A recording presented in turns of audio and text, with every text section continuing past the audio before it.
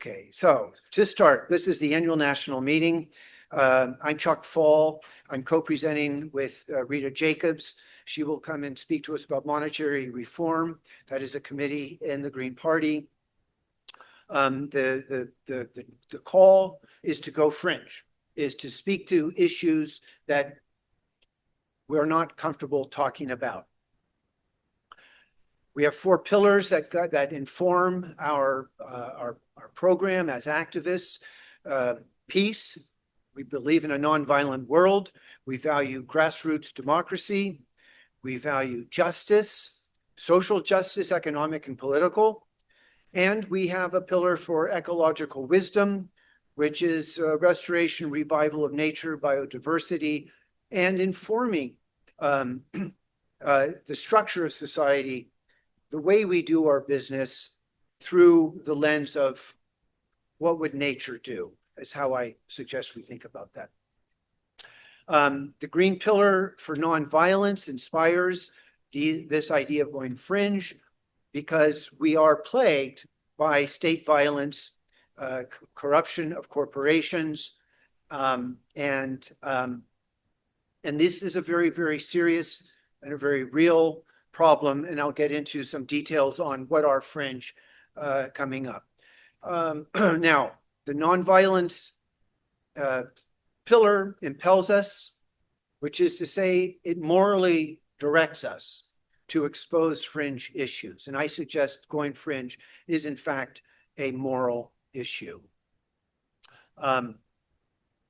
Fringe issues often qualify as state crimes against democracy. This is a term that was coined by Lance DeHaven Smith.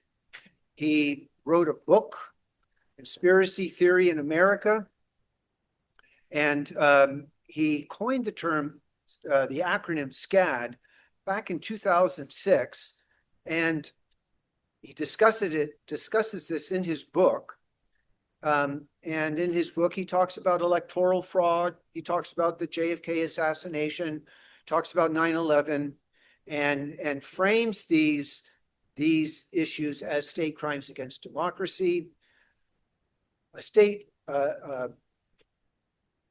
crime against democracy is a category of criminal action, like white-collar crime, like environmental crime. There is a crime that occurs and is conducted by deep state. So this is, in brief, the key element from Lance DeHaven Smith. Another author that's informing my discourse is Aaron Good, and he has authored a book, American Exception, Empire and the Deep State. And he has an interesting kind of viewpoint on what is government, how do we, what do we see? And he says there's three levels. There's the electoral democracy of our republic, the structure, the constitutional structure of our government. There is a national security state, which is essentially secret because it's national security and it's a need to know basis around what's going on in national security. And then the third level is deep state. And this is, you might ask, well, who does a state crime? Well, a state crime is done by people that you don't know about on purpose, because if they told you who was conducting the state crimes, why then we would hopefully arrest them and prosecute them.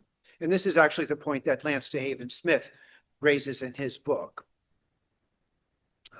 It's not progressing for me. It's glitching. And let me try again. Boom, bada boom. And now we go. There we go. Fringe issues. Now, this is where the kind of I think a breakdown occurs. Fringe issues trigger claims of conspiracy theory. Conspiracy theories are taboo topics. And going fringe is difficult and requires effective communication. So let me just talk about the conspiracy theory. And Lance DeHaven Smith in his book goes at length to discuss the this issue of conspiracy theory. In the appendix of his book, he has the discussion of how after JFK's assassination, people weren't accepting the official narrative. The Warren Commission report made a anti-conspiracy theory, and they said a lone gunman did the deed. And that's what was popular. That was what was presented in the Warren Commission report. People didn't accept it.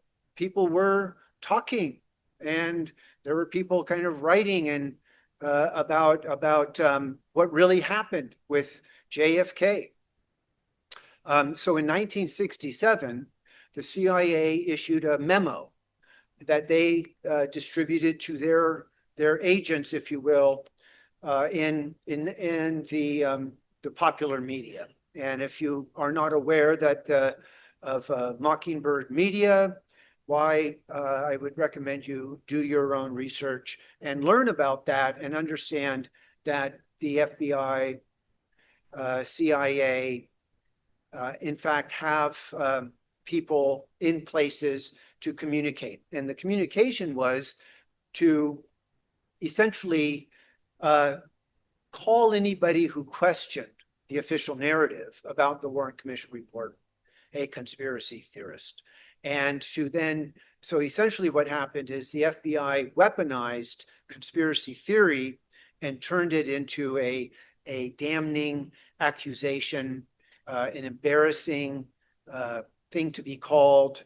And so that effectively makes the topic taboo, because who wants to talk about a topic they're going to be smeared and slurred as a conspiracy theorist. So what Lance DeHaven Smith observes in his book is that they were very successful, very, very successful. And so now, popularly, the term conspiracy theorist is widely used to discredit and put down an idea and dismiss the proponent of something. And I'm not going to discuss fallacies, rhetorical technique, and so on, but just be aware that topics have become taboo because no one wants to be called a conspiracy theorist. Going fringe is difficult and it requires effective communication. I honestly don't have an answer about how to communicate this, except frankly and forthrightly, and to reframe conspiracy theory as a state crime against democracy. Because if we start to unpack what are examples, it'll become evident. I'm suggesting that by framing fringe issues appropriately, and we could talk about what that would look like, what that could sound like, we in fact can build our movement, because there is I think a readiness in society among many people, and I think they would respond positively to Green Party as a leader for speaking forthrightly, frankly, about state crimes against democracy. And it's, I think, in the party's interest to elevate fringe issues in our media. And again, how are we going to speak to these issues? And provide candidates with talking points so that we're all kind of singing from the same hymnal, as it were. This is all available to us, but we have to be mindful. So now, I'm suggesting going fringe can energize the party.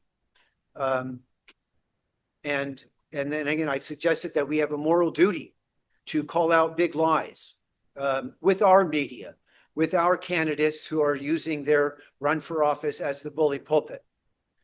I'll just say right now, I've composed an essay, and I suggest that in fact, the leading issues should be the bread and butter, brick and mortar, stuff. Because even in popular media, affordable housing apparently is something that the Dems and the Republicans are all forced to reckon with, although they don't have, they speak very hollowly about what could make the better society. And that is at the background of all of this, of transforming society. And that's what I opened with, that what I'm talking about is language that we can use to build a movement, to transform society, to make a better society, an egalitarian society. And this going fringe means we're going to tap into Americans' distrust of government. And again, a point from Lance DeHaven Smith, the JFK assassination turned the nation into people that don't trust their government. And it's kind of now baked in over the generations. And if you do poll, I've read some polls, distrust is very, very high. Greens should exploit that distrust. And again, meaningfully, forthrightly, optimally. And again, we can talk about what that language would sound like. And it is, finding that compelling rhetoric. And again, I'm not absolutely certain what that is. I have some of my own ideas, but again, it's something.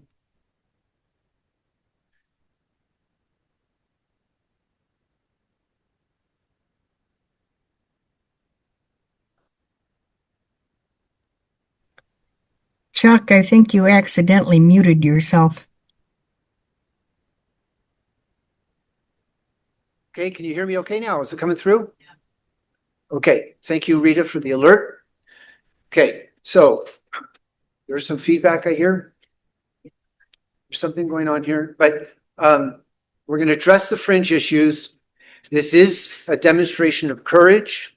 It is a demonstration of leadership because we're morally bound to do this work. Most Americans want justice and accountability. You ask anybody on the street, should someone who commits murder be prosecuted for murder? Duh. Well, that's what's behind this call. But when we talk about prosecuting a state crime, getting justice for a conspiracy theory, then of course it spirals. We don't think it's possible, and we dismiss it and we suppress that concern. Focusing on fringe issues is a demand for justice. I think I'm talking about now the rhetoric that I think it's reasonable to acknowledge and identify the failure of Congress to uphold their pledge to the U.S. Constitution. The preamble of the Constitution is look out for the general welfare. That's why this republic exists. That's the purpose of state. Not just defend us from foreign and domestic enemies, but to also look out for the general welfare. And that's the piece of text from the Constitution that I hold dear to my heart as a kind of North Star, as a way to measure and assess.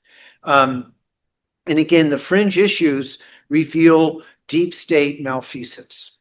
And this is what we're kind of homing in on here. Now, fringe issues not addressed by the Green Party. I mean, chemtrails, illegal geoengineering. People might think, I talk to people and they go, I'll point to a chemtrail and friends, progressives, and they'll say, well, that's natural. They'll just right off the cuff, that's natural.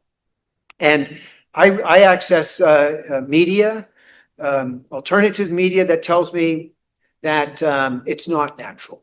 And there's actually considerable evidence to make the case that something is going on up there. Electromagnetic frequency pollution from cell towers. Again, is there really a problem with that stuff?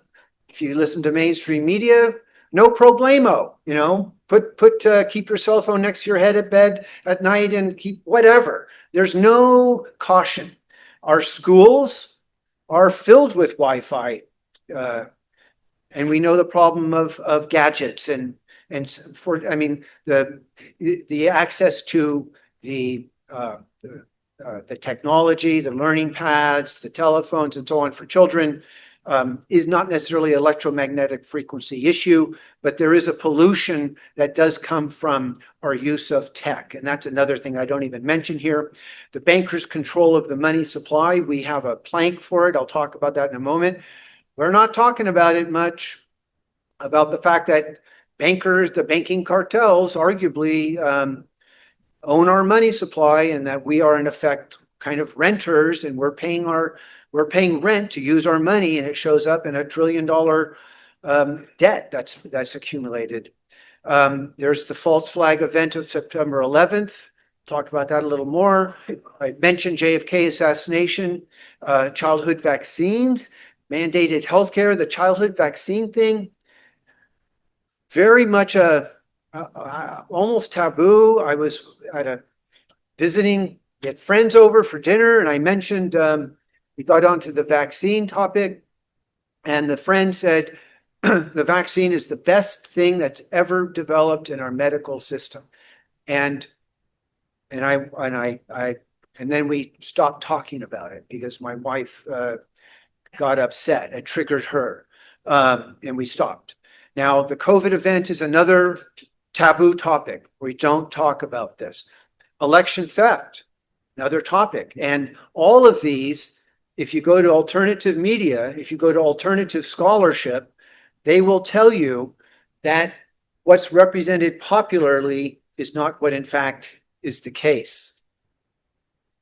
Now, the Green Party platform highlights two fringe issues, and maybe we think of them in this case as taboo. In other words, we don't talk about them. The platform calls out the corruption of the national security state and the diminishment of the Fourth Amendment, unreasonable search and seizure. Well, there are many platform planks, I think, that speak to the problem of the surveillance state, the national security state, the rise of that power of government. The banking, and 9/11, September 11th, what happened really? The Green Party media does not promote the BMRC, Banking Monetary Reform Committee. And again, nor does the committee issue an annual September 11th tribute statement. And they should. And they might. Maybe we can build some energy for that possibility. So quickly here, examples of state-sponsored fringe issues. And again, when I'm talking here fringe, think state crime against democracy. And the state crime against democracy, I'll remind you, is a term coined by Lance DeHaven Smith. And the state crime occurs when people in state abuse their authority and power and don't investigate crimes. And I'll just say briefly here that Lance DeHaven Smith, again, his book is, it's at the end here, and I'll highlight it again. He discusses why people in state would rationalize doing something evil, like killing a president. And they rationalize it in the interest of national security, in the interest of the state. That's their rationalization. Is that good or bad? Is it moral? Is it reasonable? So JFK, other examples of these state crimes, JFK, 60s assassinations, geoengineering, September 11th, again, the COVID, wars generated by 9/11. We got forever wars. That was told to us after 9/11. One authority stood up and said, well, everyone, because Osama bin Laden sent in these hijackers, we now have to defend our nation from terrorism, and you should expect, this is their language, forever wars. And here we are, that forever war phenomena shows up in the Ukraine war. It shows up in the war now in Iran. It showed up in Afghanistan, Libya, and I'm not going to, and so on. I even suggest it shows up in the October 7th Hamas attack in Israel. Now, speaking to fringe issues speaks to justice. And again, speaking to fringe, when we're speaking to these issues, we are calling out state malfeasance. And we're not questioning, we're not claiming it's a conspiracy theory. We're actually alleging a state crime. It's kind of like saying that banker embezzled millions from the bank, and we have evidence to show why he committed a white collar crime, or she, whoever it would be. So, so when we speak and call out state malfeasance, we are engaging in the pillar for justice. Now, and the call for justice is informed because we value nonviolence. And these state crimes are violent actions against people, and they're doing this in order to affect policy direction for society. And we demonstrate credibility as champions for truth, justice, and accountability when we speak frankly and forthrightly about fringe issues that are best understood as state crimes against democracy. We are standing up against plutocracy. And when we do that, now the plutocracy, if you know anything of the history of Alan Dulles, if you know anything about the history of the rise of the formation of the CIA out of the OSS, if you've read David Talbot's The Devil's Chessboard, you will understand that there is a plutocratic power elite that is the driving force for these events. When we speak against this, when we call this out, we are demonstrating green values. Now, I'm going to appeal to members of the Green Party and even people who aren't in the Green Party, but who might hear someone say, make an allegation that an event is a state crime. The quick reaction by many is to say, well, that's just a conspiracy theory. And then what that effectively does is it's a dismissal. It's a fallacy that precludes discourse. It precludes the development of dialogue and any discussion at all. So the request is to be tolerant of anybody who raises something that you might feel and be inclined to say and dismiss as a conspiracy theory. We need in our party an attitude of tolerance towards members that, want to talk about a conspiracy theory, that want to explore what really happened on 9/11, who really did JFK, what is the consequence of that? What are we dealing with today as a result of not getting the justice that should have been accomplished back in 1960s, back in 2001, 2002. So I'm suggesting that we don't jump to conclusions, don't immediately assume a fringe issue is a conspiracy, although was there a conspiracy to commit murder against JFK? Absolutely. Conspiracy is a term of art for the criminal justice system. But again, as I mentioned earlier, it was weaponized by CIA to stop people from questioning what really happened to JFK. And again, you might think JFK was a really bad guy, or you might think that he was a phony plutocrat trying to do some good deeds for the country. You can think whatever you want, but the fact is he was murdered. And as Lance DeHaven Smith points out, there's not a statute of limitation for murder. So the book remains open on prosecution of justice for the JFK, for any of the 60s assassinations. I mean, I'm not going to bring up John Lennon, but some people have questions about the authentic, what really happened there.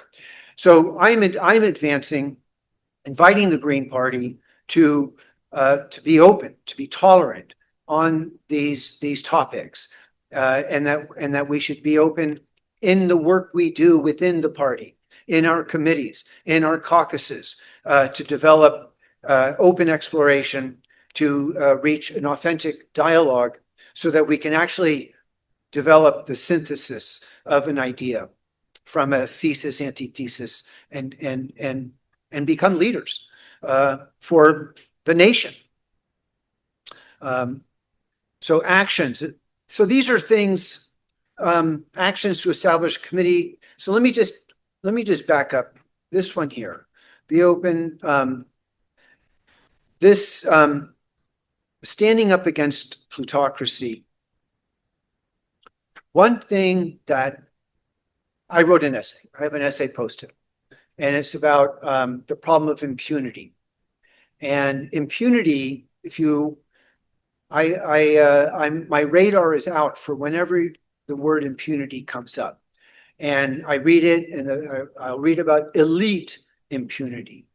Some people say that our president acts with impunity, and he's doing some very interesting things for which he's not being held account. I suggest that this problem of impunity is born of the failure to prosecute state crimes, because the bad guys that did the deed were never brought to justice. They said, well, let's do it again because we can. And so many of the things that we complain about are not being checked. They're not being held to account because this plutocracy has, I guess we could say, kind of aggregated onto itself immense power that's hidden from us. Now, this gets people into uncomfortable terrain when you talk about, the deep state, secret government, and so on. But again, this going back to Aaron Good, he calls out the claim of American exceptionalism, because sadly, America isn't exceptional. Our country and our history is marked by a lot of violence, and that's another topic. But I think part of what this idea of speaking into these fringe, these taboo topics in a respectful way is actually good for our society. And again, I think this is something that the Green Party should be doing. So establish a committee to explore these issues, fringe issues. And even if the committee explored demands for transparency, demands for accountability from our national security state, these are kind of, I call them low-hanging fruit, the obvious things to be calling out. Because I don't think anybody in our country was ever asked, do we want to become empire? Do we want to have a very powerful CIA that commits state crimes abroad? I think we all know the history of Mossadegh in Iran, Arbenz in Guatemala, and so on. There are, who was assassinated before JFK got assumed the presidency? Mobutu in the Congo. And replacing Mobutu was a terrible, I don't even remember his name, and the very terrible, very, very terrible deeds have come out of these deep state empire building projects of the plutocratic cabal. However you want to think about this, I'm sharing the language that I use. What we need in the Green Party, I suggest, is that we should establish a committee to explore these fringe issues. We need to provide a home in the party for exploration, for investigation, to demand the accountability of these issues. A committee, if it were established, could offer the National Committee findings and perspectives on these issues and give them guidance on how to think about them, how to reason around them, how to respond, how to communicate. And again, in a forthright, frank way, that would communicate to other people in the society that we're committed to justice, that we're committed to nonviolence and we're committed to transforming society from one that's oriented towards empire to one that's oriented toward a multipolar world that is authentically democratic, that is egalitarian. And and again, the work of a committee could be made available to membership and to prospective candidates. Now, or if another option, or on top of a committee, I am an advocate for a Green Liberty Caucus. A caucus can bear the burden of investigating and reporting as an entity within the party. Because not everyone, I understand, not everyone is comfortable with this material. That it's inherently, it's a triggering, and I'm going to remind you that it's triggering because we have been conditioned to be triggered. And it goes back to the famous 1967 CIA memo that weaponized conspiracy theory and turned it into a slur, turned it into a rhetorical fallacy to shut down conversation. Now, I would suggest that happens within the Green Party. It happens within my own family conversations. But I think this is something that I, as an advocate, proponent for our Green Liberty Caucus, am willing to bear. And I think, and I know for a fact that there are other people in the Green Party that feel strongly about fighting back and calling out the malfeasance. A Liberty Caucus would support accountability, transparency, and protection for whistleblowers. And I think this is, and again, the whistleblower law is we have law on the books to repair damage, to catch the malfeasance, but it's not being deployed. The Congress, as I kind of suggested earlier, has abdicated and is not doing its duty, but there needs to be voices from the demos, from the people that make these demands. Provide a representation for Green Libertarians. You know, I didn't introduce myself actually very well, but I consider myself a Green Libertarian. I'm actually, I consider myself anarchist. I believe in good government. So I'm not, I'm pragmatic. And I am very comfortable making argument based on constitutional principles. I think we should argue in many different ways to break through thinking and understanding. So, but again, this is advancing the pillar for nonviolence. This is advancing our pillar for justice. And within that is accountability, transparency, and again, these protection for the whistleblowers is a whole nother topic, which would actually make an interesting annual meeting, national meeting topic, to have someone speak explicitly about whistleblowers, their importance to fighting the corruption. Now, so that's kind of, now this is the citations, if you will. Lance DeHaven Smith, this is online, it's available, it'll be made available. There are some very interesting lectures from Lance DeHaven Smith. He's deceased. Lori Manuel has a very interesting topic on discussing state crimes. She presented at a conference in Toronto, Canada on September 11th. So there's a lot of interesting people that I think the Green Party should adopt as experts in this area and kind of elevate them and give them standing and align ourselves with them in their perspectives. Now, so that's, and now we can go into some Q&A. However, I'm going to share the presentation from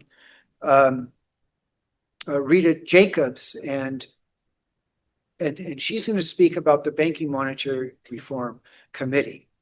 And let's just be clear here. And there's two things. September 11th, there is a plank in the Green Party platform that says investigate September 11th.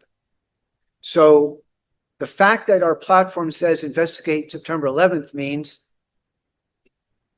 that the party is not satisfied with the official narrative about it. When someone says, oh, you're a conspiracy theorist because you want to investigate 9/11, what they're essentially doing is slurring the natural curiosity to know what's true. And so I'm counseling that we don't use that language of conspiracy theory to denigrate any kind of idea. You have to speak to the issue of what someone is asking. And if you don't think that September 11th should be investigated, then you need to say, well, I think the official narrative of September 11th is true. And then you have to say, but I accept the party's platform plank on it, and I'm going to stand aside. I'm not going to call you a conspiracy theorist. I'm just not going to participate. I'm not going to talk about it. I'm not going to denigrate the plank that says we need to investigate this, because the fact is the party's position is we are being lied to about September 11th. And there's implication for that. We can talk about that. Similarly, the Banking Monetary Reform Committee has a plank in our platform to create the committee. And the committee is hard at work on making the claim, the argument that the banking cartels essentially own our money supply. And they simply point to a provision in our Constitution where Congress can take ownership, if you will, of the money supply. And by doing that, would be able to advance policy and projects that would actually fulfill Green Party ambition. So I'm going to stop share. Well, actually, no, I'm not going to do that. I'm going to go here, and I think, and there it is. Bingo. I'm going to we're going to play this, and I think this should come through, right? So, and let's see what happens. Okay, so I'm not hearing. Are we hearing any? So I'm going to stop sharing again. And I'm going to try it again. And I'm going to, okay, so let me see here. Watch this. Okay, so we're going to start sharing. Thank you for your patience. Share sound. I've got my share sound. I can share.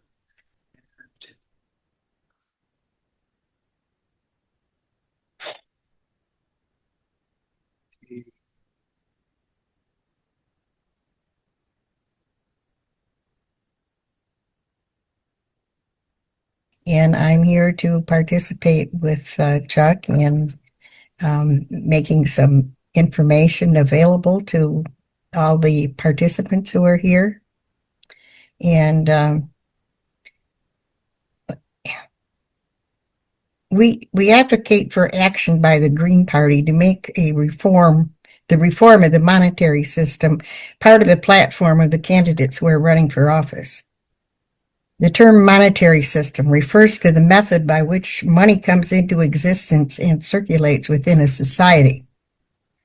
While I don't have time to explain a lot about what the problem is with it, let it suffice to say that our national debt now is $1 trillion, despite the fact that the Constitution in Article 1, Section 8 grants Congress the power to create money.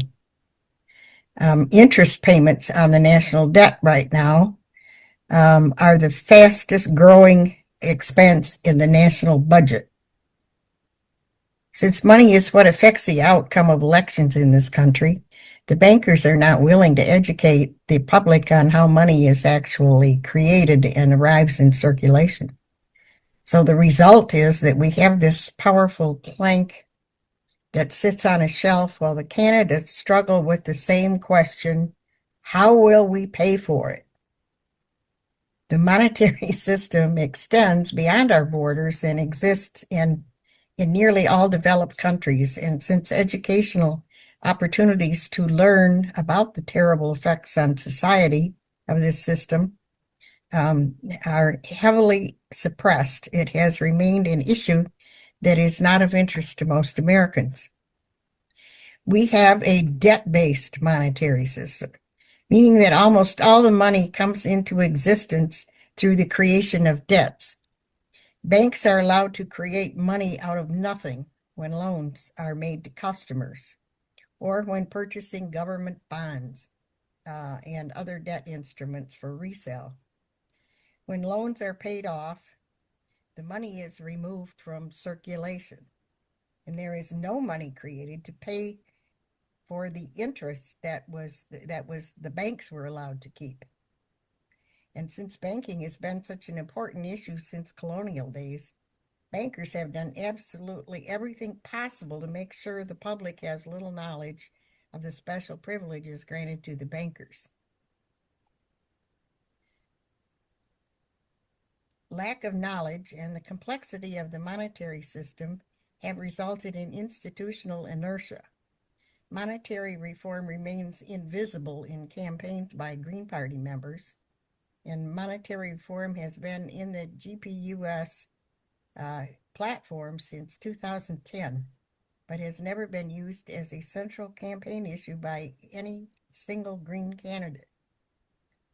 So the reasons for the Green Party institutional inertia here include decentralization, meaning that the National Committee does not dictate what the state or local messaging should be for those who run for office. And actually, campaigns focus on ballot access and immediate symptomatic issues like war, environment, healthcare, etc., rather than looking for some other platform that they can run on.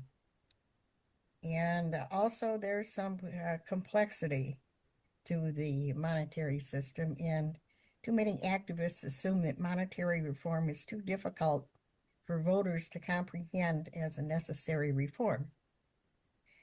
And there's no proof of any results from this reform of the monetary system. No Green has yet run on the monetary reform as a central issue, so no one knows if it would be effective. And legislation for monetary reform was introduced by Congressman Dennis Kucinich in 2011. It was called the National Emergency Employment Defensive Act of 2011. It abbreviated as the NEED Act, NEED. And it never made it to the floor for a vote. And Dennis Kucinich was gerrymandered out of his Senate seat in the following election. So that will give you some idea of why the monetary reform issue is important and why it's being disregarded and neglected. So thank you very much for listening. And I am interjecting myself. I'm Chuck Fall. Thank you very much, Rita. And let's just observe that Dennis Kucinich was gerrymandered from a U.S. House Congress seat in Indiana, I believe was the state. But Michigan. He's from Michigan. Oh, okay. Yes. Okay, very good. Well, thank you for that. And we will take some Q&A later in our meeting today. Thank you very much. Well, there you go. Okay, so we do have Q&A. We have time, right? If people have any questions. I don't know how these webinars work. If there's anybody listening in. If there's chat, I think they can use chat to pipe in a question. That's available. But what are people's takeaway? I mean, is this like outlandish, what I've suggested, or is it reasonable? And mind you, the banking monetary, there's in the party between, I would say, our September 11th plank for investigating it, and then the banking monetary reform. And then when you sift through the platform and you find all of the essentially criticisms of corruption, the Green Party pretty much, I think, supports this material, this idea of speaking to taboo topic. Uh, sure, let's go for it.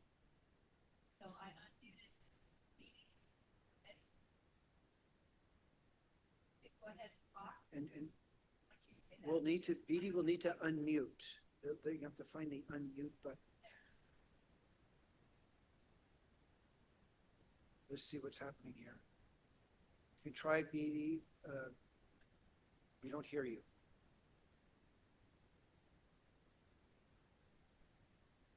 And if this doesn't work, you can put a chat question. Could be the webinar, and it might be that we're going to have to put into the chat, and if we can see our chats, we could read from it. That would be probably my counsel. Anybody on the webinar, if you have a question, put it into the chat, and we can read it and respond.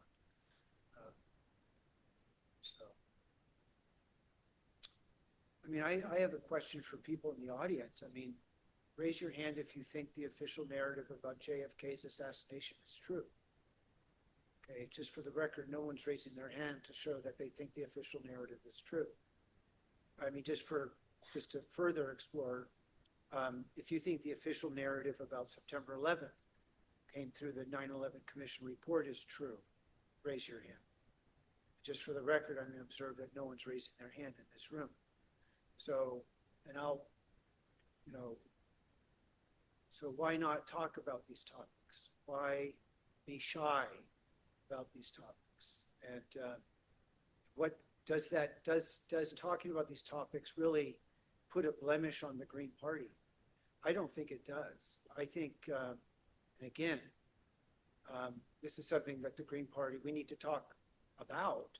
And I would argue that, whether it's a Green Liberty Caucus, whether it's a Committee for Transparency and Accountability, whether it's we talk as activists in our own right, we should elevate these state crimes, and because they have not been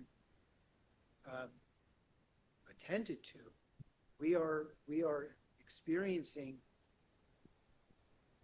that failure to hold bad guys to account. And so, I mean, I'm passionate about this. And I'm not just a single issue guy. And one of the other background on myself is I'm active in the political truth movement because I think the failure to get accountability for JFK has put our country on a path of empire. And I think that if JFK had been held to account, if Alan Dulles had been investigated, if whomever was involved, we can go down that rabbit hole, but it would, and this is Lance DeHaven Smith's point, that there would be less malfeasance. They would be more careful about it. And now, I think, and as we get into this day and age, frankly, I'll tell you that the October 7th event in Israel, the Hamas invasion, was a let it happen event. I mean, the Israeli IDF was not on duty. They were gone. And again, I have other things I could go into. I'm not going to, but if the Green Party had a place within it where this kind of conversation could occur, I think our ranks would grow. Now, some people would think, well, what kind of people would they be that would come into the Green Party? Well, they'd be people like me. I'm an anarchist who believes in good government. I like freedom. I don't like to be dominated. I don't like to live in a society dominated by by plutocracy. And I'll just tell you another story about this. In 1950s,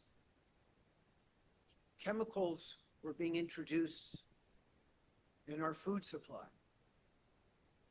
And no one came and asked the American people, should we put chemicals in our food supply? You know, we were told we have to put food chemicals in our food supply because then we can grow more food. Then we can feed more people. This is ostensibly kind of the reason. I'm at a place in my mind, given the glyphosates that have now permeated the PFAs, the forever chemicals, the forever plastics that ubiquitously pollute everything, that we, the people, have been denied our right to participate in the development of policy in our country. And so that's what I'm against. And I think Greens are against that too. I think we want an actual democracy where we get to talk about, are we going to coat everything with PFAs? You know, are we going to solve the problem of global warming with geoengineering? If we value our pillar for ecological wisdom, and I do, why then that needs to be elevated. And the way that ecological wisdom is put into society is because human beings that have that wisdom are given voice. But the Green Party is shut out. We're not given voice. So I'm actually kind of calling for a kind of insurgency, a kind of militancy, where we speak frankly and forthrightly, and we call out the malfeasance. And I'll just go back to the chemicals. My guru, Murray Bookchin, in 1953, wrote an essay about the problem of chemicals in food. 10 years later, Rachel Carson wrote her famous Silent Spring. And we've known about the problem of chemicals. Has our awareness made any difference to control for chemicals? Thumbs down, no. Why not? Because there really is a plutocratic power structure that is operating, call it out of a capitalist imperative to make profit, to fill every nook and cranny with a commodity, to exploit every piece of molecule in your own body and your DNA to make some profit. I mean, so we could riff off into criticism of capitalism. I have no problem doing that. But this is kind of what we're up against. And I think if the Green Party is going to transform society, if it's going to become make a big difference, we need to enhance our rhetoric. We need to find a more damning narrative. And it's not just one issue, it's going to be multiple issues. So those are some of my thoughts. Any other questions? Should she speak into a mic, or is that, how's that going to work? Yeah, we actually have a...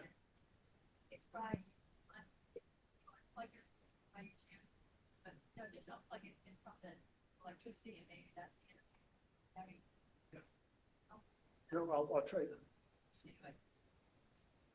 Okay, Barbara, what's your question?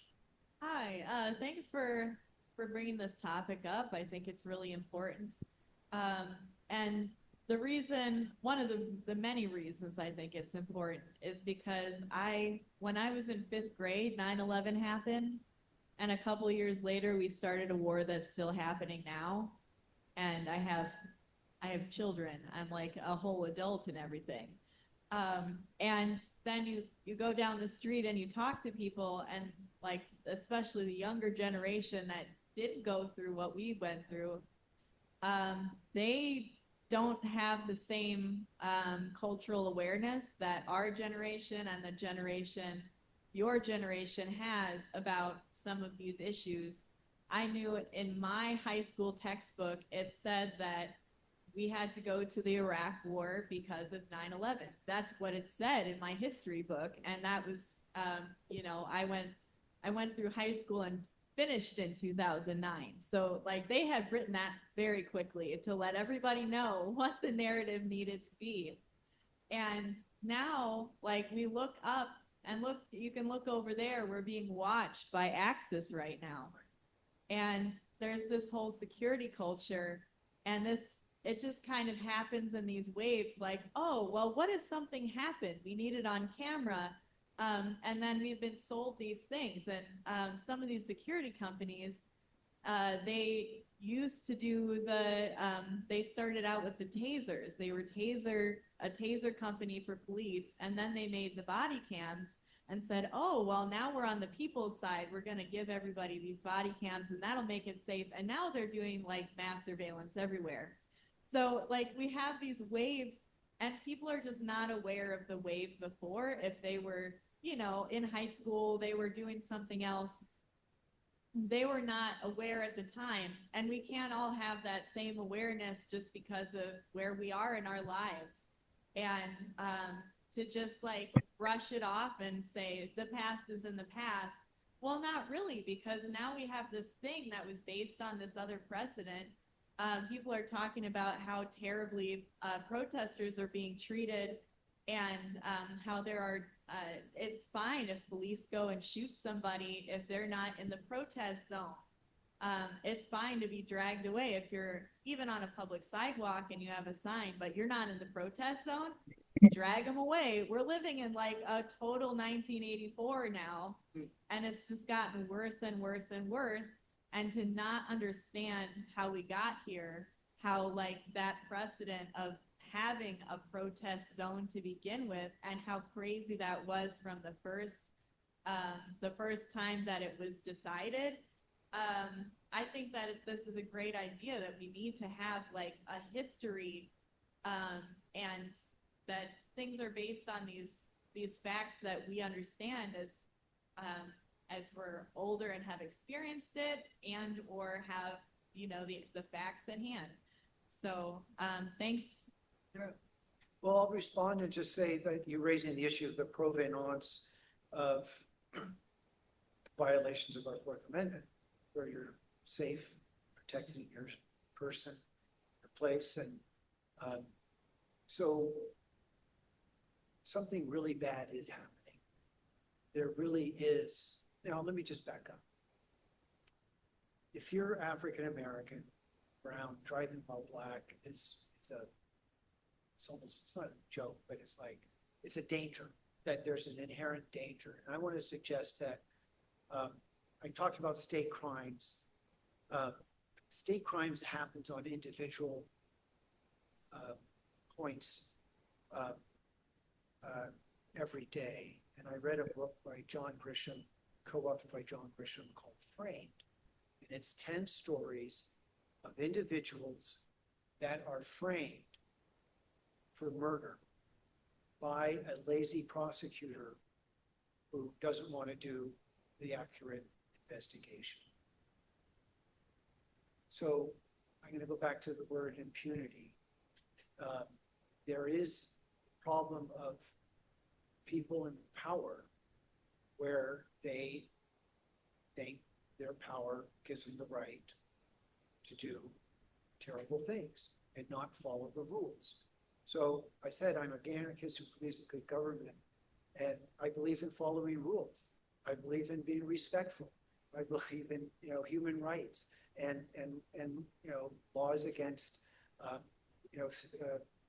against humanity. So really, what we're talking about is fully expressing our own humanity by calling out these state crimes.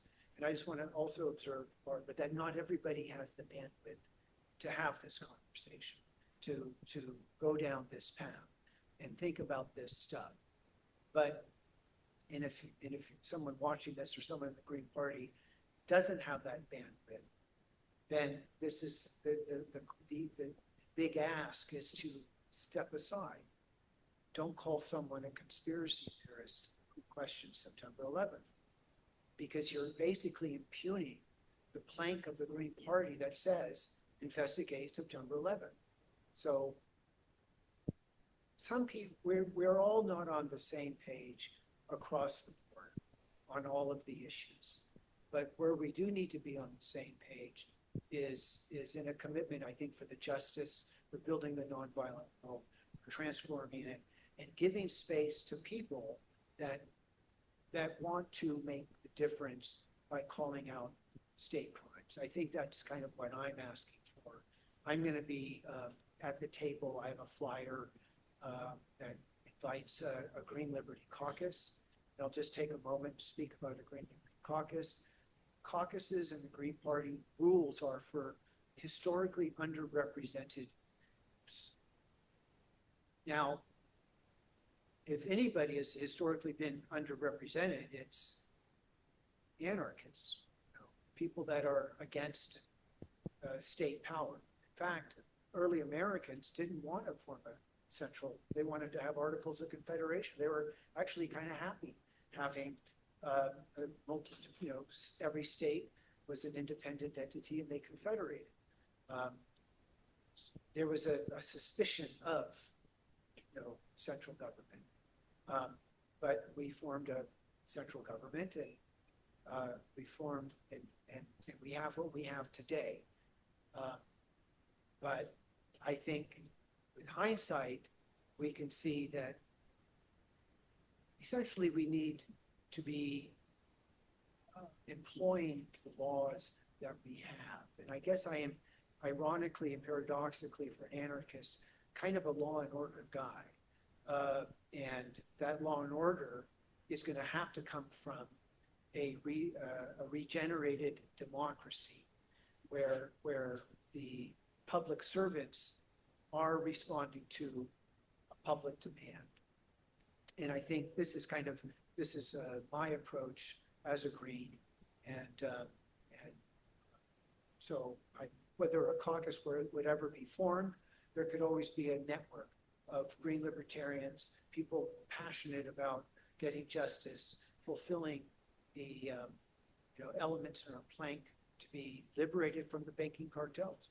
I think I'm very much a supporter for banking monetary reform. It's a law passed right now by Congress that would basically put the production of money in the hands of Congress and take it out of the hands of these banking cartels. We're $1 trillion of debt, and that has and right now as we speak, the Donald is asking for another $5 billion to continue the war in Iran. Where's that money going to come from? They're going to just print it out of thin air. It's not going to, and then, I mean, I don't even want to go down. Can I interrupt you for a moment? Yes. There's someone here on the screen who has had their hand up for a long, long time that I think wanted to ask a question, and he or she is still here on the screen. We didn't get an audio connection with them, and we're asking them to use the chat. Okay. Okay, so we're gonna. Okay, so we're. Is that what? Still got nothing? Go ahead. I hear you. Okay, I'm there. I'm sorry. I just got the setup going. On the premise of things that we could do to actually get some things rolling, I think we really should be going after Janet Yellen and the refusal to provide matching funds during the primary for Dr. Stein's last candidacy, because I found the actual wording of the rule that she claimed to be using in the tax code, and the first thing it says about insufficient funds is that what matters is what is going on at the time. It says if at the time that the FEC says that this money is due to one of the campaigns, then the second part of that is that the only campaigns that they're allowed to consider are the ones that are eligible at that time. And to be eligible, they have to have already filed all the paperwork and the agreed uh, at penalty of perjury or whatever it is that they are going to follow all the rules that they apply by accepting that, well, in order to get the FEC to approve uh, their eligibility and uh, then ask the Secretary of the Treasury to provide the funds to the campaign. And the only two that were eligible when Dr. Stein requested that funding, or when the FEC requested it on her behalf, were her campaign and Mike Pence's campaign. And Mike Pence's campaign had lasted so short a time that despite being a major party candidate, he didn't end up with even $2 million in funding that was supposed to come his way. And there were almost $18 million in the fund, even after taking out the $320 million to give it to the Secret Service right before the primary. So, Well, let me just respond. Am I getting through? I think I'm okay. So we have to end our meeting, right? But you're raising an issue about campaign finance, right? I'm raising that as something that if we tackle it, it's going to get a whole lot of news coverage, which is Okay, so cool. in the Green Party program, you would need to have some caucus or some committee advance that topic. So, and I think a transparency and accountability committee that was kind of charged to investigate the nature of elections, that would be a great topic. So I think you're on point, and I think what we need to explore is where within the Green Party could that be advanced, and certainly state parties may already have advanced such a position as you're getting at. So that's a great idea, and I think I'll just close with the prospect that we could have a transparency and accountability committee that would support people like yourself who have these great ideas, and we could elevate them and advance them into our media program, and communicating with constituents to improve the electoral program. It's a thumbs up. Okay, thank you very much, everyone, for joining, and we'll come to the next workshop next time. Okay, thank you very much. Thank you, Rita, for your support on this. No problem. Okay, well, peace out, everyone. We're going to end our meeting and end our Zoom.